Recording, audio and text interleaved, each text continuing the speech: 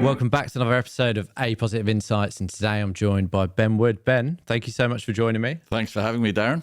Sorry it's such a cold morning. No, it's perfect. How are you? Okay. Very good indeed, thanks. Yeah, very good. Awesome. We like to start the podcast if you can just do a quick intro of yourself. Sure. From a career point of view. Career point of view, personal, however you want to do it. From a career point of view, I'm from the UK originally. I had a year with Deloitte in London. Yeah. But after that, I've spent my whole career in the recruitment industry, in London, in Sydney, in Melbourne. Firstly, accounting, then IT. I think I quite quickly realised that I enjoyed the business side of it more than the recruiting side of it. I was not a bad recruiter in my day, but that's a while ago now. And after probably 3 or 4 years, I started taking on more management, leadership responsibility, team leader, that sort of thing. And I enjoyed that more. And so that's how my career kind of got started.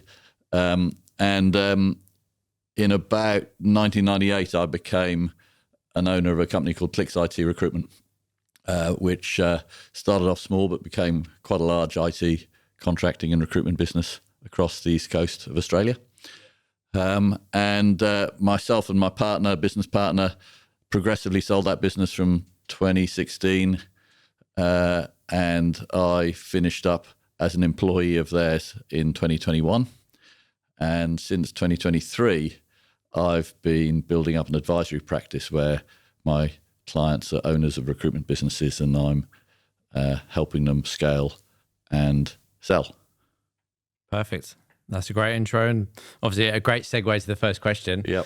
So, I suppose like we were talking about earlier is scaling at the moment. Probably a lot of people are trying to survive, really. Yep. But what would be like the foundation that every recruitment business owner should implement when trying to scale, especially early on? Yeah, look, I think it's about being really clear on your strategy.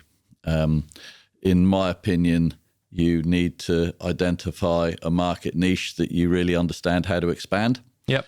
By going deeper into it. Be clear about your go-to-markets and your USPs. And then the hard part comes, you've got to get good at implementing it. I think as you hire people, you'll start to notice behaviours that will align with your values, and probably some behaviours that don't. And if you observe these closely, you'll develop your culture, what you stand for, your way. And I think you'll end up incorporating many of these things into your USPs. Then I think it's understanding the difference between sales and business. Sales is essential, and most owners of recruitment businesses have been great salespeople. But great salespeople don't always make great business people. So it requires a shift in mindset from wanting to be the biggest biller to wanting to create big billers, and from being proud of sales performance to being proud of your profit performance. Yeah. Okay. So you're basically saying you've got founders that essentially salespeople. Yep. And they're trying to build a business. Yep. They're trying to bring people into the business. Yep. How do they shift from being a sales, a BD expert, making money themselves, and then helping their team grow? Well, some find it really hard. Yeah. And I think the people who do it best have thought about that that's what they're going to have to do to build a business, to scale a business. But I think a lot of it comes down to discipline. It's how you manage your time. It's how you organize yourselves. And you've got to spend more time, what I call working on your business, than just in it. You've got to spend more time thinking about what the future looks like for your business, not just the present. So that is a massive shift, but it's a mindset shift. And some founders make it and some don't. You know, some prefer to stay as they were, which is a big billing recruiter. Yeah. Like personally, I kind of went on that journey where I was the first hire at A Positive, right? I was the first sales guy. I've been there for 10 years. I've kind of transitioned into like a leadership role and letting go of the sales, and just I suppose, trusting the sales team to be able to do what I could do. I found really hard transition. I think it is a really hard transition. Yeah, and I actually ended up bringing in. I brought a guy in called Harry. He actually manages the sales team now. Okay, because he's far better manager. Yep. I suppose training the team and coaching the team to actually do well at their role. Well, I think that's a very important thing, because you've got to work out what you're not good at as well as what you are good at. Yeah, and some people think they're good at everything, and no one's ever good at everything. No. And so you've got to work that out and build a structure around that. Yeah. Yeah. No, that's good advice. So some of the common mistakes that founders make, could you run me through that? Look, I think for me, the days of being opportunity led are over. What I mean by that, I think it's likely to take you down a direction that doesn't align with your strategy. So sometimes turning down an opportunity is hard, but if you want to scale sustainably, in my opinion, you need to stay disciplined. And it's hard to scale without a clear strategy. So I was with a company recently, they're not a client of mine, who had decided they wanted to break into healthcare recruitment. And this was because they'd interviewed someone who they thought could help them build a healthcare recruitment business. Yeah. And they hired that person, and that person didn't work out. End of story. Back to square one. It's not a strategy. So I think that's the most fundamental thing. You've got to develop a strategy, have confidence in it, and stick to it. What would you recommend that business? So if they could go back, instead of hiring one person, like what would be the strategy? Oh, well, I'd say don't go into healthcare recruitment. That's not what you know. Yeah. Okay. You've got lots of good strengths. Strengthen your strengths. Don't try and broaden your appeal simply because you think the grass is greener. There's lots of very competent, established players in the healthcare recruitment sector. It's not that easy to break into. And if your competency is elsewhere, build your competency. Don't try and build a new one. Yeah. Look, every other recruitment agency at the moment is trying to break into healthcare. Right. And that's definitely been a trend over the last probably 12, 18 months because it's been one of the top 3 sectors growing. Right. Yeah. But it's really hard. It is hard. Yeah. And it's a complicated sector, and it's actually quite different to most other recruitment sectors. Yeah. And I think it's a very difficult one to break into. It's okay if you've done medical recruitment or something that you can think is connected to healthcare. But most people are trying to jump from accounting or IT into healthcare, and there's no synergy. Yeah. So if there's no synergy, don't do it, is my advice. Yeah, great. So given your work helping recruitment firms, do you have any examples of ones that have actually scaled successfully? Yes. Look, I think it's fair to say most don't do it successfully. And secondly, I think scaling is a subjective term. So are we talking about 15 people or 150 people? True. So I think the first step is to have a clear goal as an owner of what you're trying to achieve. And you need to make sure this goal makes complete sense to you. Fully explore the why, if you like, of that goal. And then start working on the how, which is obviously the most difficult part. An example of a client, I've got a couple in mind. They're in different sectors, but they've taken a similar approach. So they have a clear strategy, and that is articulated in a strategic plan, which they use each quarter to help them check on whether they've met their goals and whether they need to reset their goals. So it's not a document that's produced every year and shoved in a drawer. It's a document that they use to help them run the business. And I think it's very important to have these things written down, not just in your head. And through practice, I think they've found an effective model to execute their strategy. They've segmented their markets. They have a clear hiring map. They've identified desks that they want to hire into.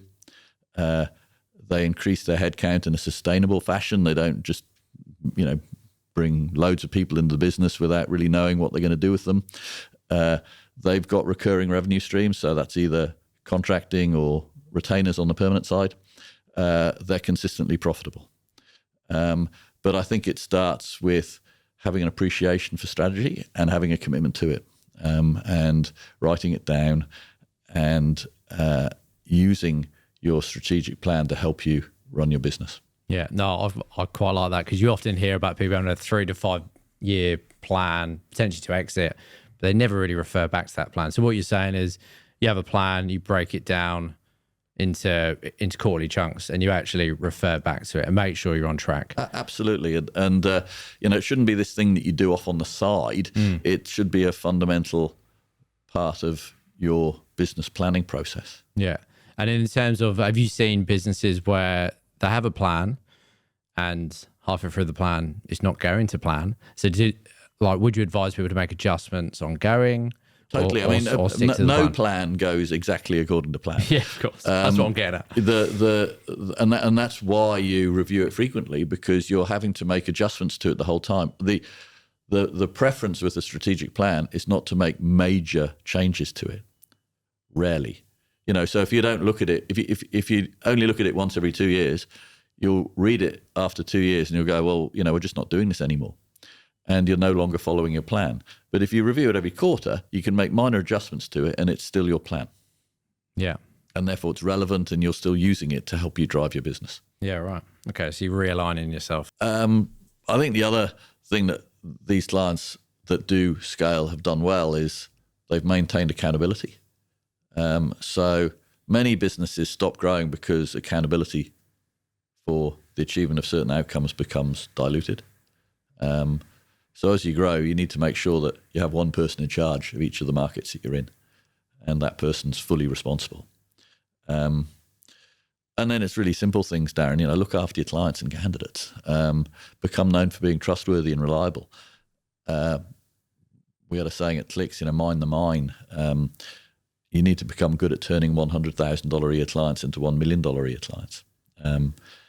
In my opinion, that's actually easier to do and more rewarding than finding 10 more $100,000 clients.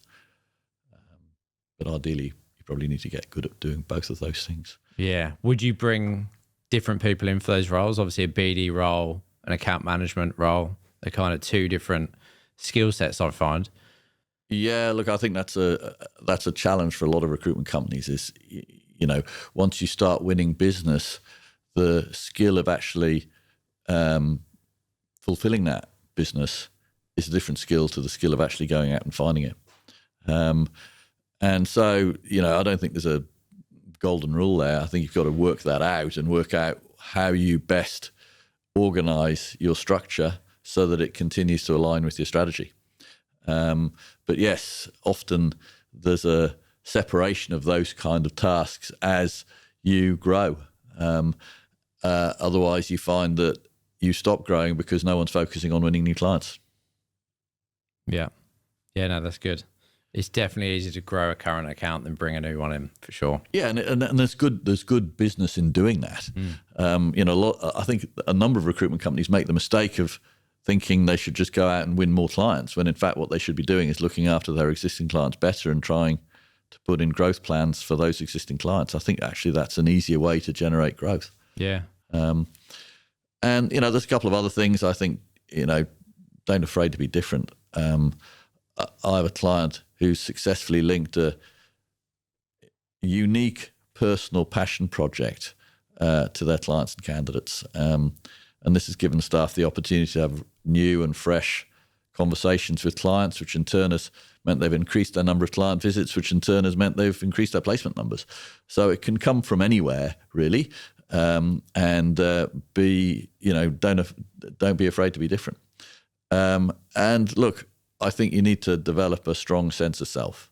I found that for every person who believed in me, there were 100 who told me I had absolutely no chance. So you need to, back yourself and know that you can do it. I think finally progress doesn't happen in straight lines. So don't worry about bad days, bad weeks, or even bad months. Just try to avoid bad years. Yeah. I suppose that comes back to the plan, doesn't it? And the goals you set. Absolutely. Yeah. So, in summary, the best businesses that have the best chance of growing are the ones that take planning seriously. Yeah, great. So when you are in the scaling phase, Yep. how do you stop yourself from becoming reactive and, I suppose, stick to the plan? Well, again, I think that's kind of a personal discipline thing, really. The first thing I'd say is you've got to find time for it. So I have a client who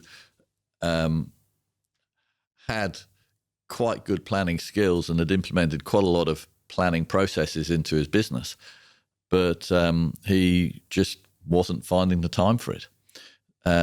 So we talked about this and agreed that it was really important that he did find the time, and he now spends Wednesday mornings at home working on his plan. So it can be anything, but you've got to find the time for it. And ultimately, that's a personal decision. It's a personal discipline. Yeah. And type of things that he was focusing on before, what did he do with those tasks? Did he outsource them? Did he pass them on to other people in the business? Yeah, good question. So I think part of the reason he was not able to focus on planning is he didn't have the right structure underneath him. And so, you know, it's important as you grow to understand what you need to let go of. And you can't let go of it to no one. You've got to let go of it to someone that you trust. Otherwise, you're going to end up with it back in your lap. Yes, for him, it was about sort of hiring the right kind of support underneath him beyond just good salespeople. He had a good sales team and he had a good sales leader, but he didn't really have anyone supporting him on the operational and planning side of the business. And now he does, and so he can spend more time himself planning the growth of his business. Yeah, sure. And we see that often. I think the operations role in a recruitment business is overlooked. I agree totally. And often when you're a founder, you might have come from a big recruitment company where operations is something that happens on another floor of the building, and you don't really appreciate it. And then when suddenly all of these things are landing on your lap, you just don't know what to do with them, and you don't have the experience or the skills to deal with them. And so it's really important to recognise that is a kind of support that you need if you're to grow your business and focus on the things that you know you can do to grow your business. Yeah, spot on. We always recommend, not just from a sales angle, but you outsource everything that you're actually not good at. Right. So what are some of the key strategic moves recruitment businesses should focus on when they're actually ready to scale? Yeah, so I think most of these things are pretty obvious. And it's really easy for me to tell people what to do. So it's pretty obvious to you, Ben. but it's much harder to work out how to do it well. Right. So, hiring good people, putting them into the right roles, developing a clear structure, setting clear expectations, measuring, rewarding, and celebrating achievement. All of these things are easy to say, but they're actually quite difficult to do well. And then you go into some of the things that we've discussed already, having a documented strategic plan, reviewing it and updating it every 6 months or maybe even every 3 months. For me, I think focusing on strengthening your strengths is much better than trying to strengthen your weaknesses. Just focus on your strengths. Develop some governance processes. So, any system or process that you use to consistently help you manage your business better. So that could be, something as simple as an aged debtors report is a form of governance in my mind. Contractor margin report. I think it's really important to produce a full set of accurate financial reports every month. So profit and loss, balance sheet, statement of cash flows. You need to understand how to read them. I think quite a lot of recruitment companies who are owned by people who don't know how to read financial statements, and I think that's a real weakness. If you don't know, send yourself off to night school. You've got to learn. This is the lifeblood of your business. If you don't know how much money you're making, then you'll not make any money. And you don't need to become an accountant, but you need to learn how to read financial statements. And make decisions from them, because if you don't know how much money you're making, you risk making the wrong decision because you haven't got the right data. And, I think all of these decisions are a combination of intuition and data. And a lot of owners of small recruitment companies rely purely on intuition. Yeah. They don't really have any data. Yeah. And you need data to make good decisions. So talking about the data, you've already converted to Australian, actually saying data. Yeah, sorry, that's probably right. It's only taken 35 years. I know. That's hilarious. So what are the metrics that you would focus on? Well, I think the first thing is to move your thinking from billings to profit. So most recruiters say, I had a great quarter, I billed 500,000 or whatever the number is. And a business owner should be saying, I had a great quarter, we made $100,000 profit. And that in itself is quite a fundamental shift because most recruiters are brought up thinking they've been successful because they build a lot of money, but they'd actually know how much profit that money generated. And as a business owner, that profit is the key metric, not billings. And that's probably going back to understanding the financials in the business. Absolutely right. You've got to do that. And I think then, certainly with clicks, we got very good at identifying and measuring what our key activities are, the ones that are most predictive of results. So at clicks, we measured client visits, new orders, interviews, i.e. client interviews between your client and your candidate, and placements. So, at clicks, we identified 4 activities that we measured, which we knew were highly predictive of results. And in my experience, it makes it a lot easier to make your business predictable if you're managing by activity than if you're just managing by result. And then there's other what I'd call standard industry metrics that I think are really important. Your conversion ratio, so your ability to convert gross profit into net profit. Staff productivity, so how many dollars a GP you generate for $1 of total salary cost. Fill rate, client retention.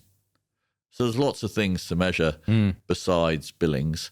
And I think pure billings, really ceases to be an important measure once you become an owner. It's like billings growth maybe, but just, it's about how much profit you can make from the billings you generate. Yeah, of course. So we won't talk about how many years you've been in the recruitment industry because that will tell your age. Yeah, sure. But as a recruitment leader, you have been in the industry for a long, long time. Yeah. How has it actually evolved? Well, it's a really good question. I think, firstly, I'd say it's still, the recruitment industry can still create wonderful businesses. It's a business that doesn't require much capital investment. It can be highly profitable. I have a client who's got 8 to 10 staff, and this year they'll do $2.5 million on the bottom line. It's fantastic. So it's still highly entrepreneurial. And as we all know, we don't have a product to sell. We're selling a potential opportunity. And it's still a real thrill, I think, to match up a candidate and a client and make money from that idea. But I think some things are becoming more complex. And in no order of importance, I'm an introvert, so it seems to me that you need to put yourself out there much more than I would ever want to, or in fact ever did. I don't have a social media presence, but I think it's possibly more important today to have one so that you can at least attempt to control your company's image and reputation. I think the industry itself is becoming more complex. There's more compliance, there's more red tape. I think employing people has become more complex. I think the role of the RCSA is becoming more important. And I think an owner needs to be across industry-wide issues, perhaps more than they did 10 years ago. I think the relationship between employer and employee has become more complex. I think there's been fantastic advances in the appreciation of gender diversity, of creating physically and psychologically safe workplaces. But in my opinion, some regulation imposes unnecessary complexity on the employer-employee relationship, the right to disconnect, same job, same pay, that sort of stuff. I feel that overall the industry is often probably more of a victim than a beneficiary of this kind of regulation. And so, in summary, I think it's probably always been the case that a good reputation can be undone quickly, but I feel that's never more true than it is today. Yeah, yeah. So like the skill set moving forward of a leader in a recruitment business, like what do they need to be across? Okay, well, I like to try and keep it simple, right? So we're still a people business. So people skills, hiring, training, motivating, and therefore retaining great people. Sales skills, relationship building, influencing, quickly communicating your value. Organizational skills, find the time to regularly work on your business, keep focused, don't get distracted by shiny new things because there's going to be more and more of them. And if you get easily distracted, there's going to be many, many more things to distract you. And finally, have an optimistic outlook. Be opportunity focused, not problem focused. I think you need to think about threats such as AI as potential enablers. Work out how to incorporate the bits that can help you build a more efficient, more profitable business.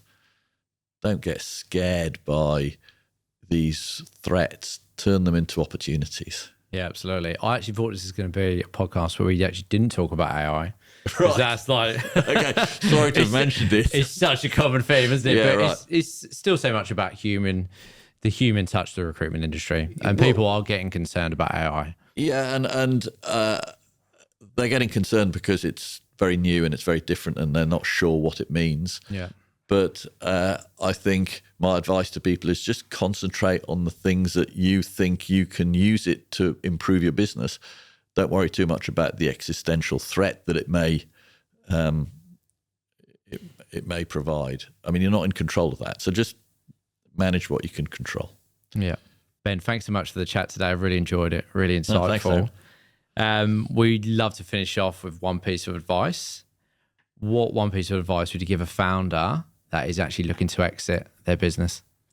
Well, according to the APS, something like 80% of private companies in Australia never sell. And I think something like less than 30% of businesses that try and sell actually sell. The rest may close, transition informally to the next generation, or continue under current management without any kind of an exit plan. So an exit doesn't just happen.